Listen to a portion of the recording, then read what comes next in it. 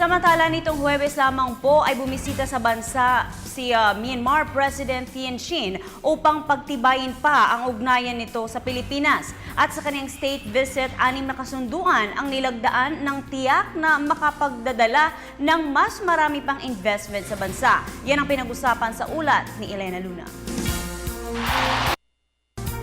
57 taon na ang ugnayan ng Pilipinas at Myanmar at sa pagbisita ni Myanmar President Thein Sein sa Pilipinas, higit na pinagtibay ang bilateral relations na ito. Ito ang unang state visit ni President Thein Sein sa Pilipinas mula nang mahalal bilang Pangulo Pebrero 2011. Bago naging Pangulo, 4 na taon siyang nagsilbing Prime Minister ng Myanmar. Ang pag-uusap ni Pangulong Aquino at President Thein Sein sa music room ng palasyo ang kanilang pangalawang bilateral meeting. Ang unang bilateral meeting ng dalawang leader ay sa Myanmar noong Hunyo nang ginanap doon ng 22nd World Economic Forum on East Asia Summit. We also discussed the historic developments in Myanmar under President Thein Sein's leadership, particularly the democratic and economic reforms that he has instituted. These reforms include the holding of free elections, the release of political prisoners, dialogue with the opposition, the expansion of political rights, and the promulgation of new economic laws such as the new foreign investment law. These herald a new chapter in Myanmar's history.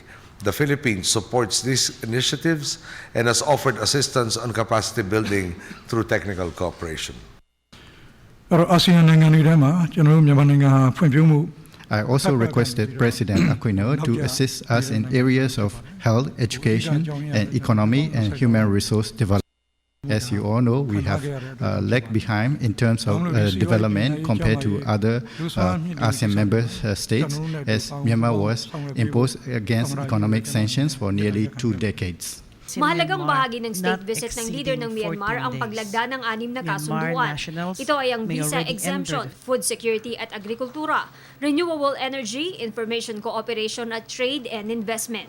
We have also signed a memorandum of agreement on visa exemption, granting Filipinos who are holders of ordinary passports visa-free entry to Myanmar for tourism and business purposes. We had the chance to pay a short visit to their country earlier this June, and we are pleased that more Filipinos will have greater opportunities to see the beauty of Myanmar. This will also facilitate the people-to-people exchanges that are vital to our country's relationships. Naging saksi rin ang dalawang leader sa paglagda ng kasunduan ng Chambers of Commerce and Industry ng Pilipinas at Myanmar.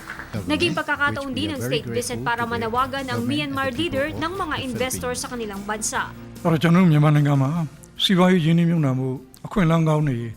Myanmar offers ample investment opportunities. As such, I have proposed President Aquino to urge Filipino investors and businessmen to come and invest in Myanmar.